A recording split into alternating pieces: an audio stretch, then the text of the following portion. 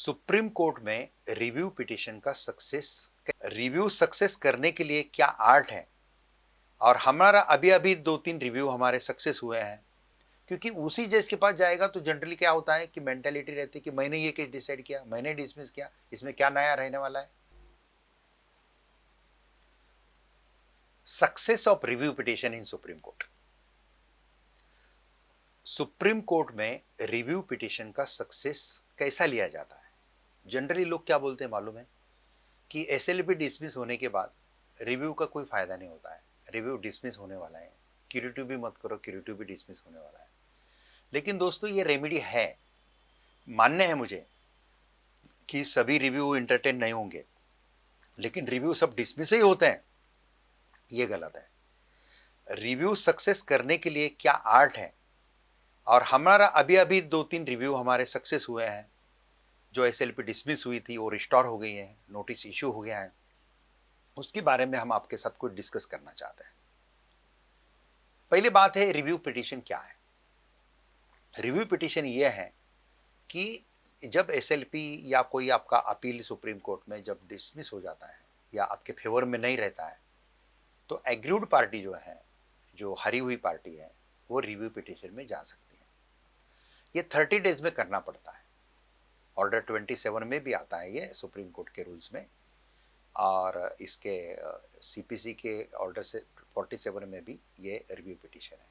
ये एक कोइंसिडेंस है कि सुप्रीम कोर्ट के रूल्स में भी 47 नंबर है और सीपीसी में भी 47 नंबर ऑर्डर का है।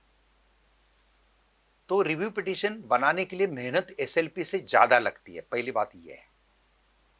और हमारा क्या है, हमारे जो लॉ फर्म है, JSS law firm, Jaiprakash Somani advocate solicitor, हम हर एक केस के ऊपर मेहनत लेते हैं, क्योंकि हमको मेहनत लेने में मजा आता है। फिर हम हमारे जूनियर्स को, हमारे ड्राफ्टिंग लॉयर को एक ऑडियो बना के भेजते हैं कि भाई ये मुझे रिव्यू इस एंगल से ड्राफ्ट होके चाहिए, ये पॉइंट आने चाहिए। सुप्रीम कोर्ट के पहले बेंच में, ये जहाँ पे एसएलपी गया था, वो बेंच ने ये पॉइंट नहीं देखे हैं, ये पॉइंट हाईलाइट करो। तो जो पॉइंट सुप्रीम कोर्ट ने देखे नहीं है वो पॉइंट प्रॉपर हाईलाइट करके, और जो पॉइंट नए आए हैं एसएलपी डिसमिस होने के बाद, कुछ नए एविडेंस आए हैं, उसको एडिशनल डॉक्यूमेंट का एप्लीकेशन लगा के जब रिव्यू फाइल किया जाता है, तो फिर उसका जीतने का चांस काफी हद तक बढ़ता है। रिव्यू उसी जज के पास जाता है जिस जज ने एसएलपी डिसमिस किया है या अपील डिसमिस किया है या आपके विरोध में डिसीजन दिया है, उसी जज के पास रिव्यू जाता है। इसलिए रिव्यू जीतने के चांसेस 50-50% होते हैं, 50% यस, 50% नो। क्योंकि उसी जज के पास जाएगा तो जनरली क्या होता है कि मेंटालिटी रहती है कि मैंने ये केस डिसाइड किया, मैंने डिसमिस किया, इसमें क्या नया रहने वाला है, मैं क्यों अननेसेसरी इसको एंटरटेन करूं। लेकिन जिन्होंने वो डिसमिस किया है, उनका आत्मा अगर आप जागरूक कर सकते हैं, ऐसा ड्राफ्ट अगर रिव्यू का बनता है, प्रॉपर हाईलाइटिंग प्रॉपर होता है, केस लॉज प्रॉपर होते हैं विथ रिलेवेंट पैरा के साथ, खाली केस लॉज के नाम देना काफी नहीं है, रिलेवेंट पैरा के साथ वो केस लॉज का कौन सा पैरा इसको रिलेवेंट है, इसके साथ मेहनत लेके रिव्यू जब डाली जाती है, तब रिव्यू बहुत अच्छी तरह से मेंटेन होती है और खुलती है एसएलपी है। मैं 2 उदाहरण दूंगा जो इतने में हुए हैं। एक तमिलनाडु का हमारा एक एसएलपी था जो हमारे पास आया, वो एसएलपी डिसमिस हो गया, फिर रिव्यू के लिए हमारे पास आया। रिव्यू के लिए आने के बाद हमने उसमें बहुत अच्छी तरीके से चेंजेस किए और वो रिव्यू सक्सेस हो गया, फिर वो एसएलपी डिसमिस का रिस्टोर हो गया।